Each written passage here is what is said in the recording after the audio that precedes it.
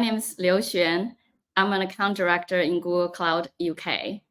I'm extremely excited today to chat with the author of the new book, Why We Remember, Professor Charan Ranganath. If you are anyone like me who is a little bit of a geek for the movies, for example, Limitless, or someone who is passionate about unlocking our potential and living a fulfilling life, I suggest you put down all of your digital devices. Yes, you heard me right. A Googler telling me to shut down technology. But the reason why you are here in a bit. Please pay attention to what Professor Ranganath has to say over the next half an hour, because at the end of it, you will learn some secrets to human potential. Please join me in welcoming UC Davis professor in the Center of Neuroscience and Department of Psychology, Professor Ranganath. Hi, Professor Ranganath. Hi, thank you for having me. Thank you for joining. I'm a little bit starstruck, if I'm honest. Well, thank you. You don't have to be, trust me. Yeah, in my research, I learned that you've been cited for over 30,000 times. So I'm very excited to ask all my questions about neuroscience to you today. Perfect. I'm happy to do that. So before we begin, could you let us know how many years have you spent on researching the topic of memory? I've been studying memory, I would say, informally or formally since 1993, which would be then over 30 years. But really, I officially would say that I started in about 1997. So, which would be over 25 years. Oh, wow. Yeah. So what brought you to spend the last 30 years in researching memory? Well, I ended up getting into clinical psychology at first. So I never really trained in neuroscience or psychology. And but when I was doing my clinical work, one of my jobs was to do screening of people who might have brain damage and assess their different cognitive abilities, their thinking abilities, their language abilities, their memory abilities. And almost everyone who came in, whether it was a head injury or whether it was an older adult who's concerned about something, or whether it was even people who were coming in for entirely other reasons, memory was almost always the main thing that came up. And what I found was that's because almost everything that you can think of that affects the mind affects memory. So I became passionate about the study of it, but I also realized that we didn't have a very modern view of how memory is implemented in the brain. And so that got me really excited about the idea of studying the brain using techniques like functional magnetic resonance imaging and electroencephalography to try to study how the brain works in terms of memory so that we could bring that back to the clinic. Wow. So as a researcher of 30 years in memory, I feel old every time you say that. Sorry. That's wisdom. That's tenure. So that's right. Chapter 10. Are you someone with photographic memory, or did you acquire them? No. And I'm okay with that. My phone has a photographic memory, so I don't have to. But actually, that's one of the things. Oh, sorry. What did you say? That's a great way of looking at technology. Yeah, I think that, I actually appreciate the fact that my technology remembers or has a different kind of memory than I do, because I think that's why I need it. And for me, I really feel one of the things that I pondered a lot is the fact that I feel that I have a terrible memory. And yet I never had a problem in school memorizing or learning what I needed to do. But I do have issues in terms of being able to remember the experiences in my life. And so that got me thinking a lot about whether I'm thinking about memory in the right way. Ah, very interesting. So actually, we probably said the word memory 30 times just now, but actually, what is memory? So Memory, I think of it in a very broad way as the process by which our brains and our minds change over time. That is through not just over time, but through our experiences, how our past experiences shape us. And so there are different kinds of memory. Some might be more physical and procedural, things like learning how to type on a new ergonomic keyboard or learning snowboarding. And then there's things that's more knowledge-based, like what we call semantic memory, which would be your knowledge about facts about the world. And this is very similar to the kind of information that LLMs and other generative AI tools learn, is this kind of knowledge about the world. And then humans have a very special form of memory, which is called episodic memory. This is one that I have yet to see implemented well in any computational tools yet. But this episodic memory allows us to learn uniquely information that occurs at a particular time and place. And all of these forms of memory interact in interesting ways in the brain to allow us to think and reason and understand speech and interact in the world. So I am in Google Cloud, so obviously I live in the world of LLMs. So are you saying in some ways human memory are actually better than computer memory? I would say that in some ways, absolutely. And in other ways, I would say that I would definitely rely on the kinds of tools in LLMs more than I would apply, or generative AI, than I would rely on my own. One way we can think of it is that the brains, by some estimates, uses something like 12 to 20 watts. And so, compare that to, and then you think about the small size of our heads relative to the computing power you need and the space requirements for something like Google's latest LLMs, and you can consider what the human brain does. And I think the difference is that the human brain is designed to do a lot with very little information. So if I'm training a visual image recognition model, for instance, I'm feeding it every pixel of an image. But in fact, a human looking at the world, we feel like we're seeing every pixel, so to speak. But in fact, our eyes are moving about 4 times a second. And in each of those eye movements, we have a small snapshot of the world. And we assemble in our brains the sense of an entire mental image based on this little bit of data that we collect. And we assemble that internal model, so to speak, of what we're seeing largely from memory and from perception. It all blends together. And then what we remember will be some combination about our knowledge about what we're seeing and the little bits and pieces that are going to be unique to this moment that we grab through our senses. Wow. So you're saying our memory is actually not a full picture of all the details of facts of the world that we think we got. That's exactly right. I mean, you could think of it from the perspective of information theory, if you've ever been exposed to that. The idea is that you have the most information for things that don't already correspond to what we know. And I think our brain is designed to grab that information because that's the most efficient way to go. And so rather than grabbing everything, I think we just grab the most informative points, and then we use that information and integrate it with our knowledge about the world, which is a very interesting way of learning. In some ways, it resembles error-driven learning that you see in AI, but in other ways, it's very different because of the way we sample the world and the economy with which we do that. Wow, that is very interesting. I actually never thought of the similarity between generative AI and our memory.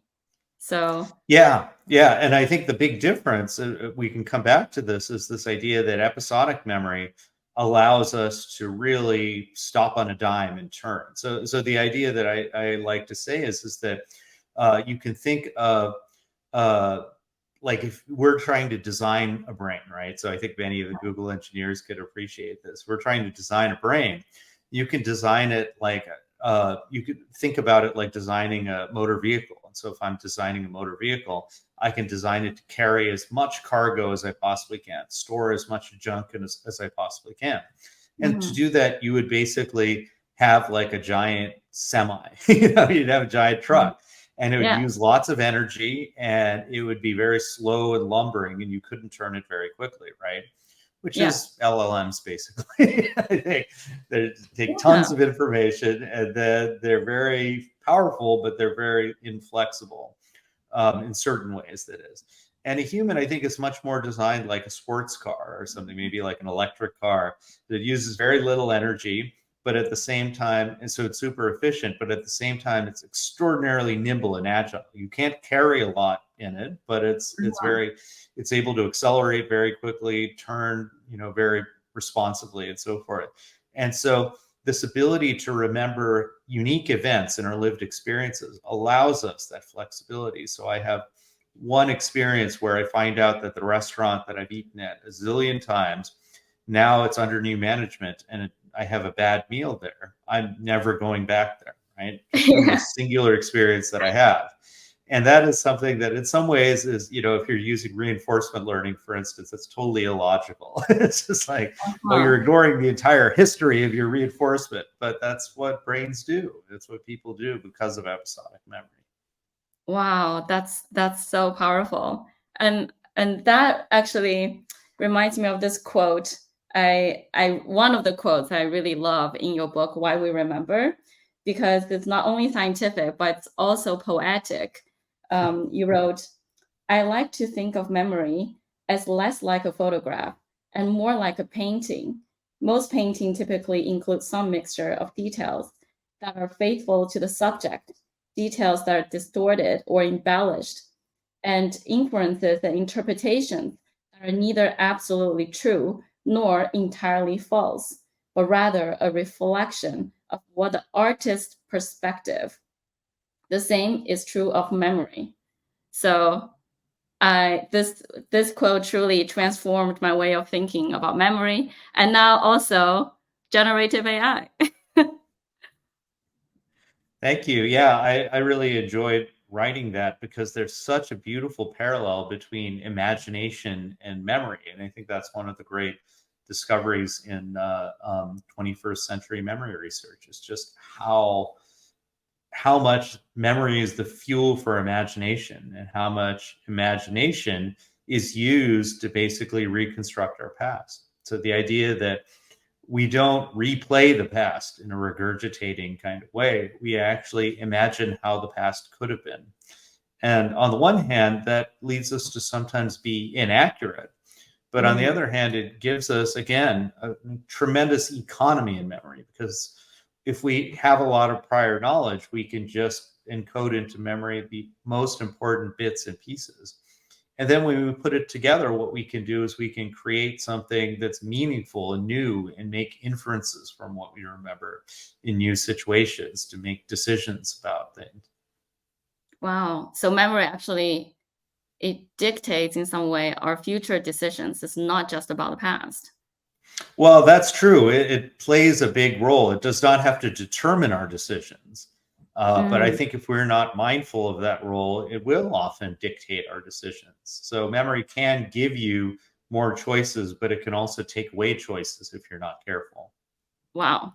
Wow. So it's a superpower we need to be careful of using. That's exactly right. So the superpower, with great power comes great responsibility. Yes, yes. So, Professor Ranganath, before I introduce you to the stage today, I promise the audience that at the end of this half an hour, they will acquire some superpowers that they didn't know they have. So, I wanted to play a little game with the audience at home. I'm going to say a couple of statements of superpower, and this can be true or false. So, audience at home, if you want to pause before Professor Ranganath answers and see if you can get it right. So, Professor Ranganath, are you ready I'm ready. to debunk or to prove some of the superpowers? I'm Cool. totally ready. Awesome. So, superpower number one, true or false? We can time travel.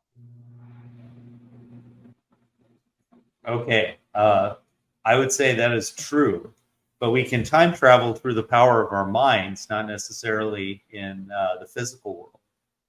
So the kind of memory that I study, in fact, is called episodic memory, which the person who coined the term, the famous psychologist Endel Tolding, he argued that episodic memory is a form of mental time travel. So one of his observations was he studied a patient who had very, very bad memory for his past.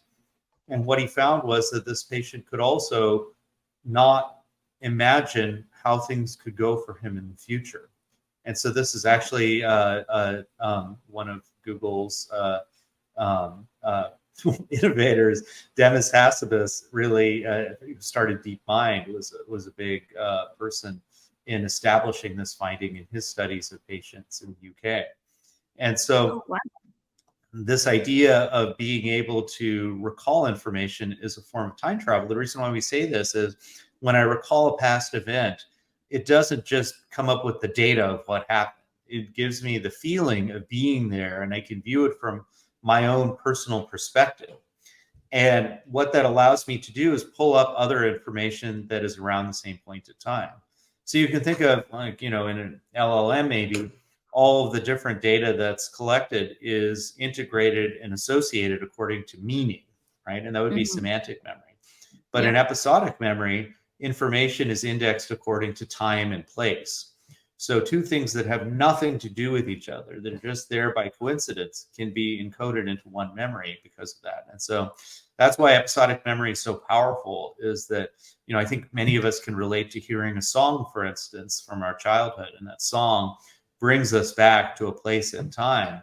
And then all of a sudden that triggers all these memories that we have from that time. And that's the beauty of episodic memory. It's a form of mental time travel. So superpower. Yes, true. Oh, wow. Professor Ranganath, when I was reading your book, I was back in China 2 weeks ago when I got your transcript, and I read this chapter about time traveling. So then I had my return flight this past Sunday. So I poorly planned this trip and had a 5-hour layover in Shanghai airport. So normally I would download 2 movies that would be 2.5 hours a pop, and then that would be 5 hours. But this time, because you wrote that music can trigger time travel, I created a very long playlist, and I just sat there by the gate, and I experienced this nostalgia, this time traveling throughout. It reminds me of when I heard each song. So that's so interesting. That's great. I'm so glad that the book impacted you like that, because yes, music is such a powerful tool to affect our moods and our emotions and to bring us back in time. Do you think other sensory triggers work, like smell or? Yes, I think that smell is a powerful one, and being in a particular place is very powerful. So you mentioned going back, probably just going back to your hometown in China probably gave you access to all these memories that you didn't have. And I think what makes those so powerful is if those triggers, those cues, are something that goes back to a particular place in time, right? So something that you just go over, something that you encounter over and over and over again will not necessarily bring back any kind of sentimental information for you. But something that was unique to a particular place and time, that is enough to bring you back. And so those are often places, smells, and songs, but they could be anything, really. People too. Oh, wow. Okay. So we can basically trigger our episodic memory and trigger time traveling with all of these sensory cues. That's right. That's exactly right. Wow. That's a hell of a superpower, I would say. Yes, yeah. And that's why it's so important to immerse yourself into what's going on around you, as opposed to, constantly insulating it and staying in the world of our thoughts. And I work on trying to do that as well, because often I don't remember my experiences because I'm so in my head. Oh, that's a very interesting thought. I actually wrote a quote to say, enjoy life and jump in the sunshine, enjoy. It's actually in my living room right now. So I guess what it really is saying is immerse yourself in the present, and then taking all these sensory cues so that in the future you are able to relive, to a certain extent, a certain Mhm. memory that we cherish, Yeah, right? that's exactly right. Yeah, you did it perfectly. That's exactly it. Oh, wow. So that actually leads me to the next superpower, truth or false question. So the statement is, we can travel back in time and change the past, just like the movie Back to the Future. Truth or false? So I would say that is true. Again, in our mind. So just as we can travel to the past, the act of traveling to the past changes our memory for the past. So it's not as if in Back to the Future, I think when he traveled the past, he changed the past, and then that led him to a completely different reality in the present. But to some extent, that is true. So every time I recall something from the past, it changes my past memory. And so there's a little bit of residue from the last time that I recalled that. Um, so that can be very useful because recalling past events actually can strengthen them. And so the memories that we call upon the most can be the ones that become the strongest because we keep going back to them.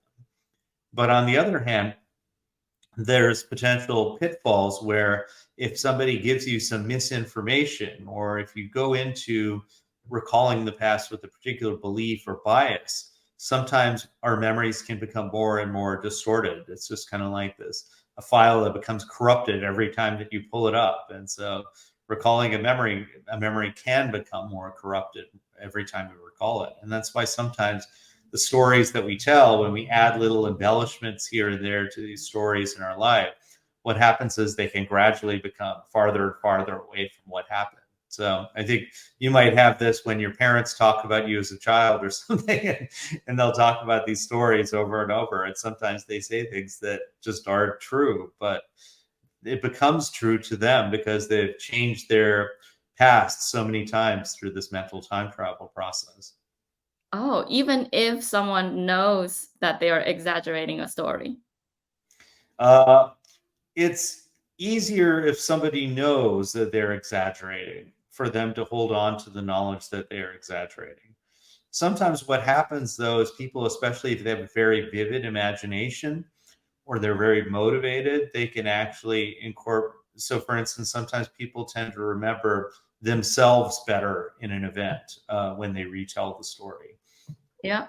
And so they make it sound like they were the ones who did more things. And so there's a very famous example in the US of a reporter named Brian Williams who was recalling doing his reporting from Iraq during one of the Iraq wars. And what he found was, or what he started telling people was that he was in a helicopter when it went down and crashed in Iraq. And, but it turned out that that was actually false. He was in the area and following another helicopter. But the other helicopter was when it got shot down, but his did not. And so he made himself, I think, look more heroic in his story. And I think as a result, developed this false memory. Every time he told the story, it probably became more and more embellished to add more of these details of an event that never took place. Wow. And do you think so? This reporter was um, aware that he was doing that, or obviously it was the event was too dramatic, so he probably didn't know that his memory was playing a trick on him. Yeah, I think we don't we'll never know if he was Oh, deliberately making it up or if his memory is playing a trick. But there's enough research out there to say that his memory could have been playing a trick. It might have been he might have been just guilty of remembering himself better than he really was. But keep in mind, most of the information in his memory took place. There was a helicopter that crashed, and he was there around that time, and he did have a very stressful experience. But he put all those clues together into a wrong story. So it was as if he was recalling all these bits and pieces, but then he put it together in a story that was compatible with his belief that he was this heroic reporter. oh wow. So memory is indeed a dangerous weapon if Well, we're not cautious. That's right. It's a superpower that requires a great deal of responsibility to wield properly. Indeed, indeed.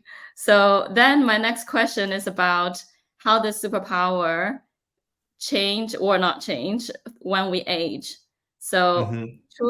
truth or false?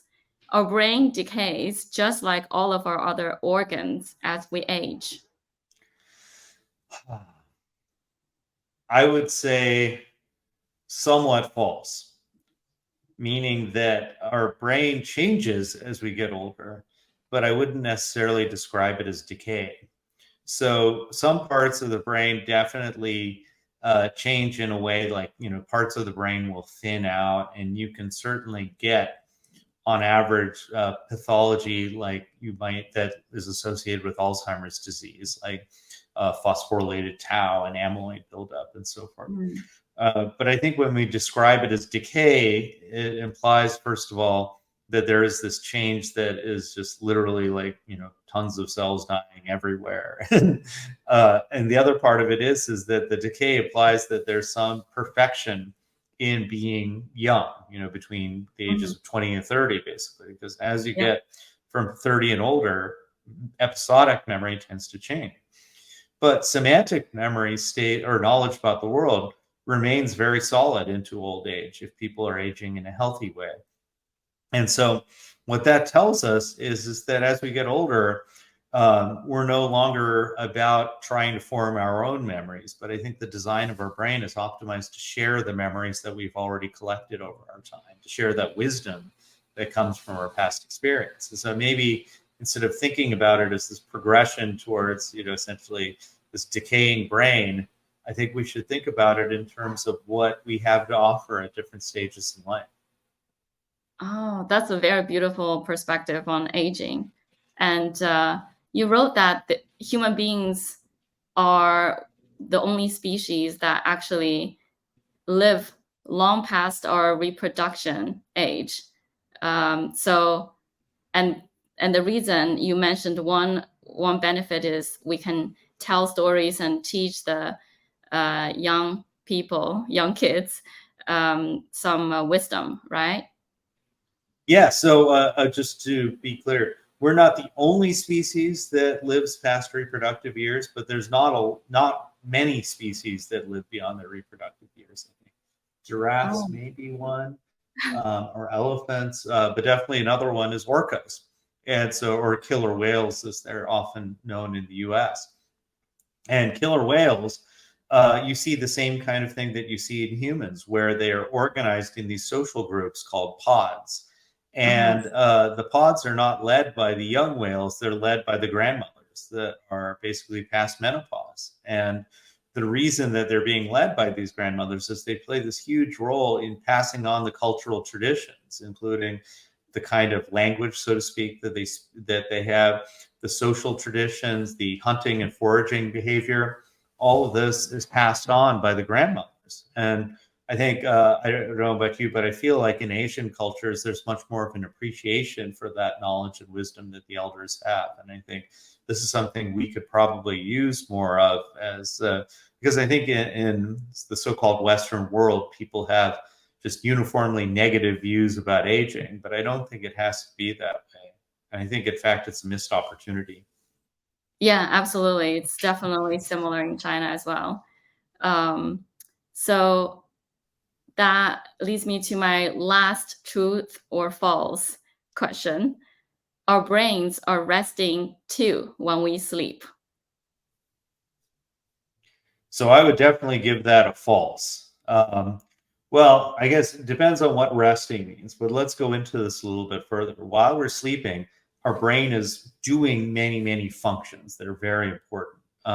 So one is we're flushing out a lot of the toxins from our brain during the day. So things like amyloid protein, for instance, which is associated with Alzheimer's risk, is being flushed out of the brain during sleep. There's also many different kinds of electrophysiological states where brain regions are communicating with each other during sleep that are very different from how it happens during waking. So during REM sleep, where people are dreaming, there's a lot of activity that almost is chaotic. In some ways, it resembles daily activities, but sometimes it's different. Um, and then there's slow wave sleep, which is totally different, where there's these big traveling waves of excitability throughout the brain. And somehow these stages of sleep seem to interact to allow us to have some of our memories from our experiences stick, and then also to be able to take memories from different bits and pieces of our experiences and stitch them together in a way to allow us to see the big picture from all of these experiences that we might have missed. Wow. So you're saying our brain is not only processing the information we received before we went to sleep and stitching them into wisdom or knowledge that we Mm-hmm. can use, but also they are interacting as we sleep with the world. Well, they're interacting with brain regions are interacting with each other. But yes, actually, my former advisor, Ken Paller, Professor Paller, developed this technique where he could actually trigger memories during sleep. So he could use cues like music, and other people like Jan Born's lab have done things with smells to be able to cue memories during sleep. And so we used to think that the brain is completely not interacting with the outside world during sleep. But now we know that, in fact, it is at least possible to communicate with sleeping brains. Wow. So I wonder if there is a hack for me to still learn during sleep. So I am a language lover. Actually, that's an understatement. I am the biggest language nerd you will ever meet. So I wonder if I should play, for example, French when I sleep or play some sort of songs um, to help me learn French better. I think actually a better way to do it might be, because one of the things that I argue in the book is that sleep capitalizes on error driven learning. And so, one of the things that I actually would suggest is, and this follows some of the work from Dr. Paller's lab, is to play music in the background softly while you're trying to memorize these words Okay. or memorize the new language. So, let's say if you're memorizing French words. And then, what I would suggest is during sleep, play that music in the background. And so what happens is that you can set an alarm or something to play that music softly in the background about an hour into sleep. And Uh-huh. that would be able to reactivate the memories and help you incorporate that information into your daily knowledge. But definitely, if you're trying to learn a language, I would definitely suggest sleep. There's pretty good data on that. Oh, okay. I will definitely try it out. I feel like the movie Limitless can actually come true. Well, the thing about the movie Limitless is that they assume that. I mean, I think the two things that I love the movie, but the two things that I disagree with are, one is he makes this argument that we're only using 1% or 5% of our brain's Mhm. capabilities, and that's not true. We're using it Oh. 100%. And I think the other thing is the assumption that somehow if we could remember everything we ever experienced, that we would be limitless. And that's also not true, because the problem is that if you carry too many memories with you, you won't be able to get the information you need when you need it. And Mm, so rather, I think, to me, the best way to, we really need to work with less as opposed to more. And so I think that message kind of disagrees with limitless. I think you'd be more, one of your superpowers is really to do a whole lot with very little, as opposed to trying to do, a lot with a lot. okay. You know what? I will go back and rewatch the movie now with the new, very little knowledge that I got on memory. Um, Well, I don't want to ruin the movie for you, though. so thank you so much, Professor Raghunath. It's been such a pleasure having a chat with you about your book.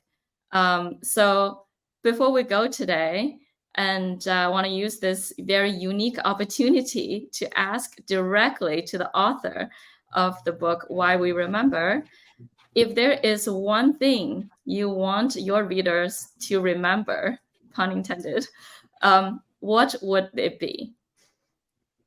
I would say the one thing that I want you to remember from this conversation is that when we think of memory as having a function, it's not about replaying the past, and that what's optimal is not remembering more.